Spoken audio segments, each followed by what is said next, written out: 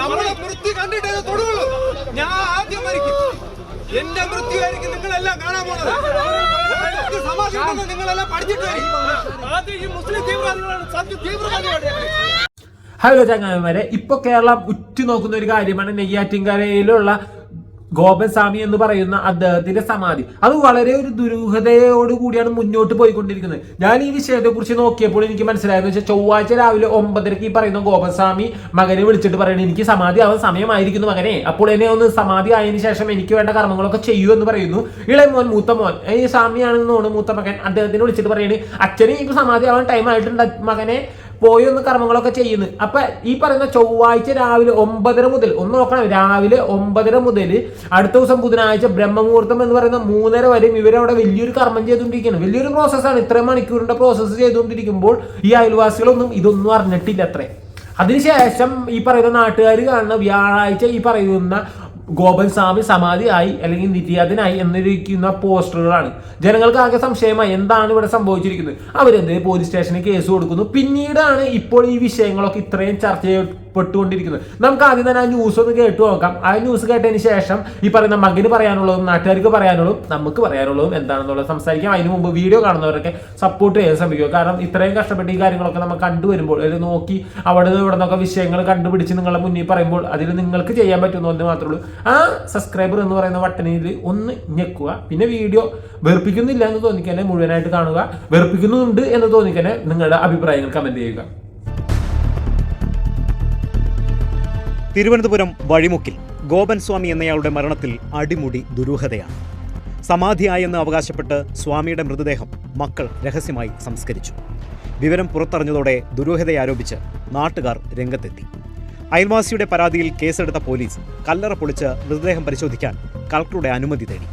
അനുമതി കിട്ടിയതോടെ പോലീസ് സംഘം ഇന്ന് സ്ഥലത്തെത്തിയപ്പോഴാണ് ഈ പ്രതിരോധമുണ്ടായത്. ഇന്നിപ്പോൾ ഈ പറയുന്ന കളക്ടറുടെ ഉത്തരവിൽ ഈ കല്ലറ പൊളിച്ചിട്ട് ഗോപസ്വാമി അതിലുണ്ടോ അല്ലെങ്കിൽ അദ്ദേഹത്തിന് എന്താണ് സംഭവിച്ചത്, അദ്ദേഹത്തിന് ഇനി എന്തെങ്കിലും മറ്റു വല്ല ഉദ്ദേശങ്ങൾ ദുരുദ്ദേശങ്ങൾ കൊണ്ട് അദ്ദേഹത്തിനെ വധിച്ചതാണോ എന്നൊക്കെ അറിയാൻ ഈ ജനങ്ങൾക്കും നാട്ടുകാർക്കും ഒക്കെ ഒരു ആഗ്രഹം ഉണ്ടാവും. ആഗ്രഹം തന്നെ പറയുന്നുള്ളൂ, വേറെ ഒന്നുമില്ല. പക്ഷെ ഇതിന്റെ പിന്നിലുള്ള സത്യാവസ്ഥ അറിയണം. കാരണം ഈ പറയുന്ന ഇന്നത്തെ സമാധികളുണ്ട്. ഇപ്പൊ എല്ലാവരും പറയുന്ന പോലെ തന്നെ ഇപ്പൊ ഈ പറയുന്ന മൂത്ത മകൻ തന്നെ പറയുന്നത് ശ്രീനാരായണ ഗുരുവിന്റെ സമാധിയോടാണ് ഇതിനെ താരതമ്യം ചെയ്യുന്നത്. അതേപോലെ തന്റെ അച്ഛനും സമാധിയായി, അതിനെന്താ പ്രശ്നം അല്ലെങ്കിൽ അതെന്താണ് വിഷയം, അങ്ങനെയാണ് ശ്രീനാരായണ ഗുരുവിന്റെ സമാധിയും നിങ്ങൾ പൊളിച്ചു നോക്കുക എന്നൊക്കെ രീതിയിലാണ് അദ്ദേഹം പറഞ്ഞു വെക്കുന്നത്. ഇപ്പൊ മൂത്ത മോൻ പറയുന്നുണ്ട് ഈ പറയുന്ന അച്ഛന്റെ സമാധിയെ കുറിച്ച്. അതൊന്നും നമുക്ക് കേട്ടു നോക്കാം. 78-കാരനായ ഗോപൻ സ്വാമി സമാധിയായോ? 3 ദിവസം മുമ്പ് എൻ്റെ അമ്മയുടെ അടുത്ത് പറഞ്ഞ് ഞാൻ സമാധിയാവും, ഞാൻ പോകും. അപ്പോൾ അമ്മ വിചാരിച്ച് കളി പറയണമായിരിക്കും എന്ന് വിചാരിച്ച് നമ്മുടെ അടുത്ത് അതും പറഞ്ഞില്ല. അപ്പോൾ സമയമായപ്പോൾ ഒരു 10 മണിയായപ്പോൾ പറഞ്ഞ് മക്കളെ ഇനി സമാധിയാവണം, സമാധിക്ക് സമയമായി എന്ന് പറഞ്ഞ് അച്ഛൻ അവിടെ സ്ഥിരമായിട്ട് എത്രയോ 5 വർഷത്തിന് മുമ്പ് അച്ഛൻ അവിടെ ഇപ്പോൾ ഇരിക്കുന്ന സ്ഥലത്ത് ഋഷിപീഠമാണ്. ആ ഒരു പായലൊക്കെ പിടിച്ച് കിടക്കുന്ന സ്ഥലം കണ്ട ഞാൻ കുറച്ച് മാത്രമേ കിട്ടിയെടുത്തുള്ളൂ. അപ്പം ആ ഋഷിപീഠത്തിൻ്റെ അവിടെ അച്ഛൻ ധ്യാനിക്കാൻ പോകുന്ന സമയമാണ്. ആ പേരാലിൻ്റെ അടുത്ത് ധ്യാനിക്കാൻ പോകുന്ന സ്ഥലത്ത് അപ്പം അവിടെ ചെന്ന് അച്ഛൻ, അതായത് ഈ 5 വർഷത്തിന് മുമ്പ് ഇത് ചെയ്തു, ഇതെല്ലാം ചെയ്ത് പൂർത്തിയാക്കി എല്ലാം കഴിഞ്ഞതിന് ശേഷം പിന്നെ അച്ഛൻ മയിലാടിയിൽ നിന്ന് 5 വർഷത്തിന് മുമ്പ് ഈ മയിലാടി കന്യാകുമാരി മയിലാടി ഈ വിഗ്രഹങ്ങളൊക്കെ ചെയ്യുന്ന സ്ഥലത്ത് ഇന്ന് ദിളക്കല്ല്, ഈ അതായത് ഉയരെ ഇടാനുള്ള ദിളക്കല്ലും അച്ഛൻ കൊണ്ടുവന്ന്, അതുപോലെ ഇരിക്കാനുള്ള പത്മപീഠം ഇതിനു മുമ്പേ നേരത്തെ കൊണ്ടുവച്ചു, സമാധി ഞാൻ ആവും എന്നുള്ള രീതിയിൽ കൊണ്ടുവച്ചു. അച്ഛന് ഭയങ്കര ധ്യാനമാണ്, അവിടെ ഇരുന്നാണ് ധ്യാനിക്കുന്നത്. അപ്പോൾ ഇതെല്ലാം കൊണ്ടുവച്ച സമയമായപ്പോൾ എൻ്റെ അടുത്ത് ഒരു 10:30 ആകുമ്പോൾ ചെന്നിരുന്നു, മക്കളെ ഞാൻ സമാധിയാവുകയാണ്, എൻ്റെ ചടങ്ങുകൾ ഇന്ന രീതിയിൽ ചെയ്യണം. അപ്പം നമ്മൾ ഒരാൾ മരിച്ചു പോയി കഴിഞ്ഞാൽ, നമ്മളിപ്പോൾ ഒരാൾ മരിച്ചു പോയിട്ട് കൊണ്ട് ഇരുത്തി കഴിഞ്ഞാൽ അത് ആക്ക് വേണമെങ്കിലും കാണാം, എല്ലാം ചെയ്യാം. അവിടെ ചെന്നിരുന്ന് അപ്പം നമ്മളിപ്പോൾ ഒരാളിപ്പം വീട്ടിനകത്ത് വെച്ച് മരിക്കുകയാണ്, വീട്ടിനകത്ത് വെച്ച് മരിച്ചു കഴിഞ്ഞാൽ നമുക്ക് കൊണ്ടിരുത്തി അത് ആക്ക് വേണം തൊടാം, പെണ്ണുങ്ങൾക്ക് തൊടാം, ആക്ക് വേണം കാണാൻ, എല്ലാം ചെയ്യാം. പക്ഷേ ജീവൽ സമാധിയായ സ്ഥലം അപ്പോൾ ജീവൽ സമാധിയാണ്. അപ്പോൾ ജീവൽ സമാധി ആയതുകൊണ്ട് എൻ്റെ അച്ഛൻ പറഞ്ഞു ഞാൻ ജീവൽ സമാധിയാണ്. അപ്പം ഒരിക്കലും ഇതാരും, അതായത് ഈ സമാധിയാകുന്ന സമയം ആരും കാണാൻ പാടില്ല മക്കളെ, അതുകൊണ്ട് ആരും കാണില്ല. അപ്പോൾ അതുകൊണ്ട് നിങ്ങളൊരു കാര്യം ചെയ്യണം, പിന്നെ ഈ സമയം മുഹൂർത്തം തെറ്റിക്കാനും പാടില്ല, നിങ്ങൾ ഈ മുഹൂർത്തം തെറ്റിക്കാൻ പാടില്ല, ഇന്ന ചടങ്ങുകൾ നിങ്ങൾ ചെയ്യണം, ഇതെല്ലാം ചടങ്ങെല്ലാം കഴിഞ്ഞിട്ട് നിങ്ങളെ അറിയിക്കണം പറഞ്ഞ്. നിങ്ങൾ എൻ്റെ ചടങ്ങെല്ലാം കഴിഞ്ഞപ്പോൾ അപ്പം ഇത് അച്ഛൻ അവിടെ ഇരുന്നു, പത്മാസനത്തിൽ ആ പീഠത്തിൽ അച്ഛൻ ഇരുന്നു.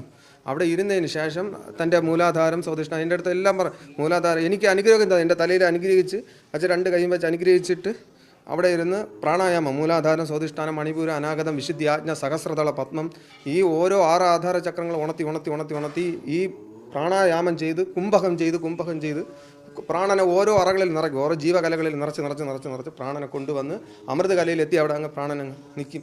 അപ്പം ഇങ്ങനെ വലിഞ്ഞു മുറുകി ദേഹമെല്ലാം നല്ല വലിയ ബ്രഹ്മം നോക്കി വെച്ചാൽ അങ്ങ് 11 നേരമായപ്പോൾ കറക്റ്റ് സമാധിയായി. അങ്ങനെ ആൾക്ക് കാണാൻ പാടില്ല. അതായത് ശ്രീനാരായണ ഗുരു സമാധിയായ സമയത്ത് അത് എല്ലായിടവും ഫേമസ് ആണ്. ശ്രീനാരായണ ഗുരു സമാധിയായത് മഹാലിംഗ പ്രതിഷ്ഠ ചെയ്ത ആളുമാണ്. അപ്പം ഈ നാരായണ ഗുരുസ്വാമി പോലും തൻ്റെ സമാധി സമയത്ത് തൻ്റെ പ്രിയ ശിഷ്യൻ, ഒരു ശിഷ്യൻ മാത്രമേ പാടുള്ളൂ. തൻ്റെ ഒരു പ്രിയ ശിഷ്യനെ മാത്രം നിർത്തിയാണ് സമാധിയുടെ ചടങ്ങുകൾ നടത്തിയത്. അപ്പോൾ ഈ സമാധി എന്ന് പറഞ്ഞാൽ അതാണ് ജീവൽ സമാധി. ബാക്കിയുള്ള നമ്മൾ ഒരാളെ മരിച്ചു പോയാൽ കൊണ്ടിരുത്തിയിട്ട് സമാധി ചടങ്ങുകൾ ചെയ്ത് കഴിഞ്ഞാൽ ആക്കണോ കാണാൻ തുടങ്ങാൻ എന്ത് വേണോ ചെയ്യാൻ പറ്റും. കേട്ടില്ല, ഇവിടെ ശ്രീനാരായണ ഗുരുവിനോടൊപ്പൊക്കെയാണ് സാമ്യം ചെയ്യുന്നത്. അത് എന്ത് അടിസ്ഥാനത്തിലാണെന്നറിയില്ല. പക്ഷെ ഇത് ജനങ്ങൾക്ക് സംശയം. ഇയാൾ പറയാൻ ഡോക്ടർമാർക്ക് പോലും അദ്ദേഹം മരണപ്പെട്ടോ ഇല്ലയെന്ന്. ഇനി ജീവനോടെ ആണെങ്കിലോ ഇവർ ഈ പറയുന്ന പോലെ തന്നെ സമാധി എന്ന് പറഞ്ഞ ജീവനോടെയാണ് അവരെ ഈ പറയുന്ന അടക്കി വെക്കണമെങ്കിലോ, ഇനി അതല്ല ഇവര് തന്നെ എന്തെങ്കിലും ചെയ്തതാണെങ്കിലോ, ഇതൊന്നും അറിയില്ല. ഇന്നത്തെ കാലത്ത് ഇതൊക്കെ അറിയണം. എന്തിന്റെ പേരിലാണ്, എന്താണ് ഉദ്ദേശം എന്നൊന്നും ആർക്കറിയില്ല. ഈ രാവിലെ 9:30 മുതൽ അടുത്ത ദിവസം വെളുപ്പാൻ കാലത്ത് വരെ ഇവർ ഇത്ര വലിയ പൂജ നടത്തിയെന്നിട്ട് അയൽവക്കക്കാർക്കോ ആ നാട്ടുകാരോ ഇതൊന്നും അറിഞ്ഞിട്ടില്ല. ഇതും ഈ പറഞ്ഞ 2 മക്കളും 2 കാര്യങ്ങളാണ് പറഞ്ഞുകൊണ്ടിരിക്കുന്നത്. അതിൽ തന്നെ കുറെ വ്യത്യാസങ്ങൾ. ഇതൊക്കെയാണ് നാട്ടുകാർക്ക് ഇത്രയും സംശയങ്ങൾ ഉണ്ടാവാൻ കാരണം. ഇത് ചില നാട്ടുകാർ പറയുന്നത് നമുക്കൊന്ന് കേട്ടു നോക്കാം. ആരും കണ്ടവരില്ല. അത് തന്നെയാണ് ദുരൂഹത ആരോപിക്കുന്നതിൻ്റെ കാരണവും. ദുരൂഹത നിറഞ്ഞു നിൽക്കുകയാണ് ഇതിൽ. ഇത് ഇവിടെ കാണുമ്പോൾ നിങ്ങൾക്ക് തന്നെ അറിയാം. ആ വീട്ടിൽ നിന്ന് ദുരൂഹതപ്പെട്ട ഒരു സംഭവം മാറിയിരിക്കുകയാണ്. കാരണം 2 മോൻ 2 രീതിക്കാണ് അവർ മൊഴി കൊടുത്തത്. ഒരാൾ പറയുകയാണ് കഞ്ഞിയും കുടിച്ച് ഷുഗറിന്റെ ഗുളികയും കഴിച്ചിട്ട് നടന്നുപോയി അവിടെ ഇരിക്കും. ഒരാൾ നടന്നുപോയി ജീവനോടെ പോയി ഇരുന്നാൽ അത് മൂടുന്നത് തെറ്റോ ശരിയോ അത് മാത്രം നമ്മൾ അന്വേഷിച്ചാൽ മതി. നടന്നു പോയിട്ട് അവിടെ പോയി ഒരാളെ മരണം, എൻ്റെ സുഹൃത്ത് പറഞ്ഞതുപോലെ ഒരാളെ മരണം നിശ്ചയിക്കാൻ പറ്റും ഒരാൾക്ക്. എൻ്റെ മരണം എനിക്ക് നിശ്ചയിക്കാൻ പറ്റും എപ്പോഴാണെന്നുള്ളത്. പിന്നെ നടന്നു പോയി അവിടെ പോയി ഇരിക്കുക എന്ന് പറഞ്ഞാൽ അത് സ്ലാബിട്ട് മുന്നേ കൊലപാതകമാണ്. അതാണ് എൻ്റെ സത്യം. കൃത്യമായിട്ട് തുറന്ന് പോസ്റ്റ്മോർട്ടം ചെയ്യുമ്പോൾ ഇനിയിപ്പോൾ സംശയം എന്ന് വെച്ചാൽ ഇതിനകത്ത് ആളുണ്ടോ ഇല്ലയോ, അതാണ് നമ്മുടെ സംശയം. മിസ്സിംഗ് ആണ്. ഇനി വേറെ എന്തെങ്കിലും ആൾ മിസ്സിംഗ്. 3 ദിവസം കൊണ്ട് ആൾ മിസ്സിംഗ്. ഭാര്യയും പറഞ്ഞു, മോനും പറഞ്ഞു കണ്ണു കണ്ടോടെ അച്ഛൻ വെളിയിറങ്ങാൻ പറ്റില്ല എന്ന്.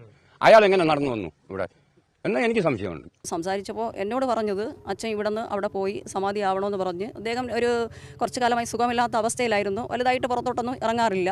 എങ്കിലും ഇതുവഴിയൊക്കെ നടക്കും. അപ്പോൾ നടന്നുപോയി ആ സ്ഥലത്തിരുന്നു. അത് കഴിഞ്ഞിട്ട് സമാധി ആയതിനു ശേഷം അതിൻ്റെ ശുദ്ധീകരണത്തിന് വേണ്ടി വീട്ടിലേക്ക് കൊണ്ടുവന്നു. അവിടെ നിന്ന് ഞാൻ ചോദിച്ചു, എങ്ങനെയാണ് കൊണ്ടുപോയത്? കസേരയിൽ ഇരുത്തിയാണോ നിങ്ങളവിടെ സ്ഥലത്ത് കൊണ്ടുപോയത്? ഇല്ല, ഞങ്ങൾ 2 പേരും ചേർന്ന് എടുത്താണ് അവിടെ കൊണ്ടുപോയി മറ്റ് നടപടികൾ ചെയ്തതെന്നാണ് എന്നോട് അറിയിച്ചത്. ഞാൻ കേട്ടില്ലേ, ഈ ഗോപസ്വാമി എന്ന് പറയുന്നത് കുഴപ്പമില്ല, ഒരു സന്യാസി പോലെ തന്നെ ഒരുപാട് ആശ്രമങ്ങളിലും അവിടെ ഇവിടെയൊക്കെ ഉണ്ട്. അദ്ദേഹം ജീവിച്ചിട്ടുള്ള വ്യക്തിയാണ്. ഒരു ശരിയായിരിക്കാം, അദ്ദേഹം വലിയൊരു സ്വാമിയായിരിക്കാം, കഴിവുള്ള ഒരു വ്യക്തിയായിരിക്കാം, ഇല്ലെന്നൊന്നല്ല. പക്ഷെ ഈ മക്കൾ തന്നെ പറയുന്നത് പലതാണ് പല ആൾക്കാരോടും. ചിലവർ പറയുന്നത് വീട്ടിൻ്റെ ഉള്ളിൽ ഇരുന്നിട്ട് സമാധി ആയതാണ്, മറ്റുള്ള ചിലവർ പറയുന്നത് അവിടെ പോയിരുന്ന സമാധിയാണ്. അപ്പൊ സത്യം പറഞ്ഞാൽ ഇവർ പറയുന്നത് എന്താണെന്നുള്ള നാട്ടുകാർക്ക് സംശയം തുടങ്ങി.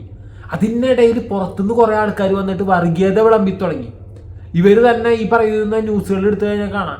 അവർ പറയുന്ന മുസ്ലിം തീവ്രവാദമാണ്, ഈ മുസ്ലിമുകളാണ് ഈ പറയുന്ന സമാധി പൊളിക്കാൻ നോക്കുന്നത്, അവരാണ് ഈ പറയുന്ന പ്രശ്നങ്ങൾ ഉണ്ടാക്കുന്നതാണ്.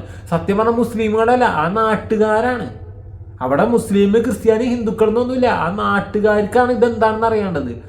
അപ്പൊ ഹിന്ദു ഐക്യം എന്നൊക്കെ പറഞ്ഞിട്ട് കുറെ ആൾക്കാർ വന്ന് സമരം ചെയ്യുന്നു, ജാഥ ചെയ്യുന്നു. അത് RSSകാരുടെ മറ്റൊരു ഇത്. എന്തെങ്കിലും ഒരു വിഷയം വേണമല്ല ഇലക്ഷനൊക്കെ വരുമ്പോൾ. ഇനി പണത്തിന് വേണ്ടിയാണോ ഇതുപോലൊരു സമാധി എന്നൊക്കെ പറഞ്ഞിട്ട് ഒരു ന്യൂസ് പകർന്നു കഴിഞ്ഞാൽ അത് കാണാനും അതിൽ വിശ്വസിക്കുന്നതുമായ ഒരുപാട് ആൾക്കാർ വരും. നമ്മുടെ നാട്ടിൽ ഈ പറയുന്ന പോലെ തന്നെ ദൈവങ്ങളോടുള്ള അത്ര ആരാധന മറ്റാരോടും ഇല്ലല്ല. ദൈവങ്ങൾക്ക് വേണ്ടി എത്ര കാശ് ചെലവ് ചെയ്യാൻ ആൾക്കാർക്ക് ഒരു മടിയില്ലാത്ത കാര്യമല്ലേ. അപ്പൊ ഇങ്ങനത്തെ ഒക്കെ ഒരു വിഷയം വരുമ്പോൾ അതിനു വേണ്ടി പണം ചെലവ് ചെയ്യാൻ അങ്ങനത്തെ എന്തെങ്കിലും കാര്യങ്ങളാണോ? അപ്പൊ പല രീതിയിൽ ജനങ്ങൾക്ക് പല സംശയങ്ങളുണ്ടാവും. എന്നെ പോലെ തന്നെ ഒരുപാട് രീതിയിൽ ചിന്തിക്കുന്നുണ്ടാവും. ഞാൻ ചിന്തിക്കുന്നത് ഇതിലും മേലെയാണ് സത്യം പറഞ്ഞാൽ. അതൊക്കെ നമ്മൾക്ക് ഈ പറയുന്ന വീഡിയോ കൂടി പറയാൻ പാടുണ്ടോ എന്ന് അറിയാത്തതുകൊണ്ടാണ് ഞാനൊന്നും പറയാത്തത്. കാരണം പല ഉദ്ദേശങ്ങളുണ്ടാവും. ഇന്നത്തെ കാലത്ത് ആരെയും വിശ്വസിക്കാൻ പറ്റില്ല. ഉറങ്ങിക്കൊടുന്നൊക്കെ മക്കളെ പോലും കൊല്ലുന്ന ആൾക്കാരുള്ള സമയത്ത് ഈ പറയുന്ന അച്ഛന് എന്താണ് സംഭവിച്ചതെന്നുള്ള അമ്മക്ക് പോലും അത് അറിയാൻ ആഗ്രഹമില്ലാത്തൊരു കാര്യമാണ് എനിക്ക് തോന്നുന്നത്. കാരണം അമ്മയൊക്കെ പകർത്തഭിനയിക്കുകയാണ്. കലാതിലകോ എന്തൊരു അഭിനയമാണ്. അമ്മയാവട്ടെ മക്കളാവട്ടെ എല്ലാവരും ഒന്നിനൊന്ന് അടിച്ചു നിൽക്കുകയാണ്. ആ രീതിയിലുള്ള അഭിനയമായിട്ടാണ് എനിക്ക് തോന്നുന്നത് ഇവർ പറയുന്നത്. ഇപ്പം മകൻ തന്നെ പറയുന്ന കാര്യത്തിൽ മകന്റെ എക്സ്പ്രഷൻ കാണാം, അല്ലെങ്കിൽ മകൻ ഓരോ കാര്യങ്ങൾ ഓർത്തോർത്ത് എവിടെയോ പഠിച്ചു വെച്ചിട്ട് അത് ഓർത്തോർത്ത് പറയുന്ന പോലെ എനിക്ക് തോന്നുന്നത്. അമ്മയൊക്കെ ഈ സമാധിയുടെ മുന്നിൽ കിടന്ന് കാണിക്കുന്ന നാടകം കണ്ട് തന്നെ ചിരിച്ച് പാണ്ടിറങ്ങിപ്പോ, മനസ്സിലായില്ലേ? അപ്പൊ ഇതൊക്കെ വേറെ എന്തൊക്കെയോ അതിന്റെ പിന്നിൽ ചീഞ്ഞ് നാറുന്ന പോലെയാണ് തോന്നുന്നത്. ഇതിന്റെ പിന്നിലൊക്കെ എന്തോ ഒരു ഉദ്ദേശമുണ്ട്.